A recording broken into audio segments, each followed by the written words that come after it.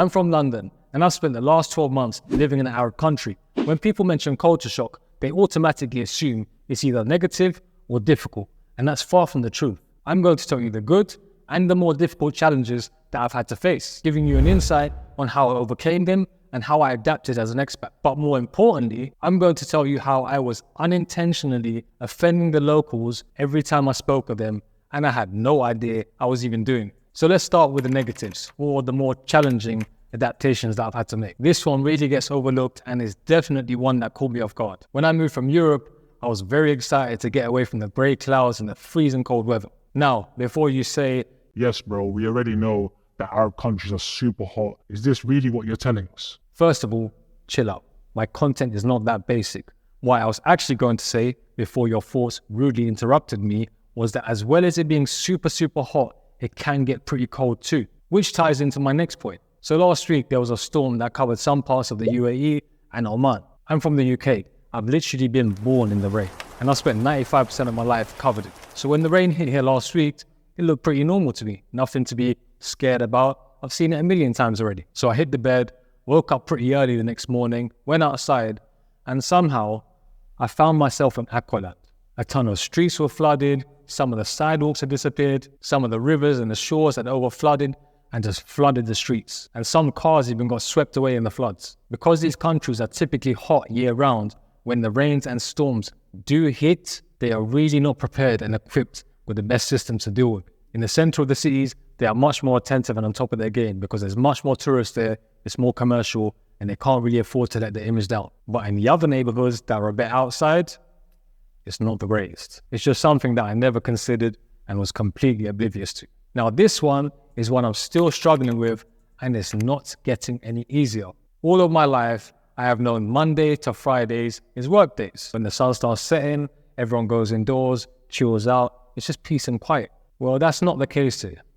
It's pretty much the opposite. People don't typically go out during the day in these Arab countries. Everything comes to life when the sun starts setting. So when I'm in bed, ready to unplug, the whole world is outside with their families, with their friends. I have to say that is the norm here. This is how their culture is. This is how their lifestyle is. I'm probably the only one within the whole of the region that is in bed at that time. It's just difficult to adapt to coming from a background where the schedule is completely opposite and the etiquette of being loud at night isn't the same. So another obstacle or a challenge that I've had to adapt to, coming from London, everything is pretty close. I can walk 15 to 20 minutes in one direction and be in a whole different neighborhood, 20 minutes in that direction and be in a whole different neighborhood too. Roads are pretty small and the transport is pretty fast and effective.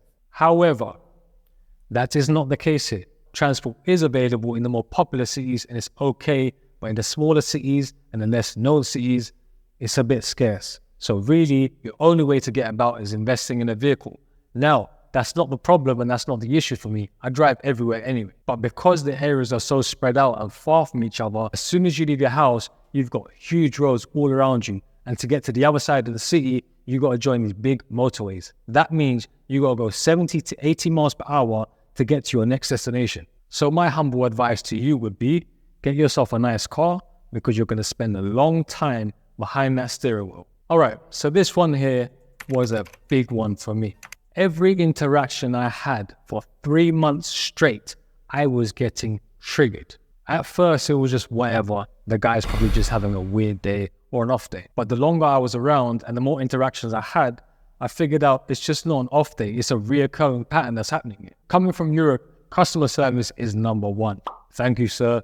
No, sir. Sorry, sir. How's your day been, sir? Have a seat, sir. Over here, you really have to pay for that service. So what do I mean by that? Now, before I continue, I'd like to say this doesn't apply to everyone, but it is the general theme.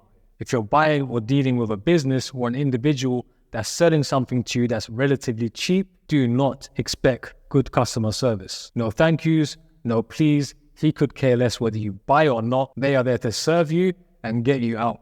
Nothing more than that. In Europe, you'll be fired the next day for that type of attitude. But over here, it's normal. Vague answers, no eye contact.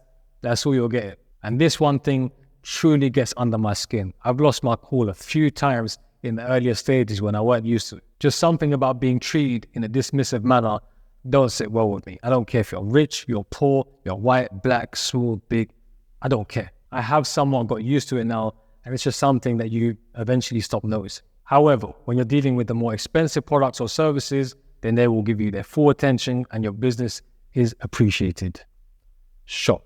Neighborhoods really do play a big factor in this too. If you're staying in the high-end places and the more commercial sides, then you'll have a better experience when you're spending your money. If you're in a somewhat cheaper area, you're going to get a little bit of a less desirable experience. This is something I'm still adapting to, and to be honest, it just gets funny after a while. They don't mean to offend you. That's just what customer service is like to them. However, saying that, this brings us on to our first positive cultural difference. Anytime you're in a supermarket or in a hypermarket, these guys are at the end of every till and they're packing every single item for you. They will load up your cart, walk you to your car, and offload everything for you. This, of course, is amazing for women that are outside shopping and struggling with heavy bags. After they've helped you offload it, they'll go back in the store, get behind the till again, and do the same thing. That's literally their job. They won't ask you for anything, but be sure to tip them. Even if it's a little bit, it's better than nothing. So moving on from that, let me ask you this. When you're walking around during the night and you hear footsteps walking right behind you, what is the first emotion that rushes through your body? Fear, paranoia, anxiety? Am I about to get into a bad situation? Why is there someone following me? All these negative emotions that keep you tense in your day-to-day life. Now, being in a country where you don't have that fear is a whole new experience in itself. You can walk freely, you can relax, you haven't got the fear that someone's going to throw a chemical in your face, someone's going to stab you for looking at them wrong, and it's a very beautiful way to live your life, and that is how life should be lived. This is an amazing cultural difference that I have truly embraced. I mean, I still look over my shoulder every 5 seconds and I don't like people walking behind me, but hey, that's what happens when you're from Great Britain, right? So this one is my favorite and by far the worst one for me too. Let's start off with why I love it. Moving to another country can be very overwhelming and very weird. You know zero about the country, you don't know their rules, there's language barriers, you don't know what's going on. They can all play a big part in making you feel out of place and feeling alienated. So what part of this do I love? Nothing. Absolutely nothing. But Arab culture is one filled with tons of hospitality. People are super welcoming and more than happy to help you out. I've had so many interactions where people have completely stopped their day and insist in taking time off their work to help me out. Try stop a man in London, ask him what time it is and see if he gives you 3 seconds to help you out. The level of hospitality here is on a whole new level and it takes some getting used to. It's a weird feeling that everyone's providing so much value to your life at no cost. When I first moved here, I always had it in the back of the mind like, okay, yeah, get to the point. Like, what do you want from me? Do you want money? Is this where this is going? So I really had to reprogram my mind and just understand that this is their culture and this is their characteristics. They don't want a single thing from you. Last year in Saudi, I was staying in a hotel in an area called Azizia, and I was there for about a week or two while I was looking for my apartment. And during my stay, I bumped into the actual owner of the hotel. I just had normal chit-chat with him. And I kid you not, the very next day, he had his youngest son pick me up from the hotel. He was about 13 years or so, and he was driving a big SUV. The kid was driving alone. I trusted a kid with my life in a whole different country. Anyway, me and my wife went to his huge villa. My wife went through the left entrance to the women's lounge, and I went straight through to the men's. The owner of the hotel had prepared a massive feast for us, and he had called other guests from all over to join us. And he just created such a warm, welcoming environment for us. My missus was kicking it with the women, I was chilling with the guys, and I completely forgot that I was thousands of miles away from the UK. And by the way, in these Arab countries, their way of showing hospitality towards you is by slaughtering a sheep for you, literally for your visit.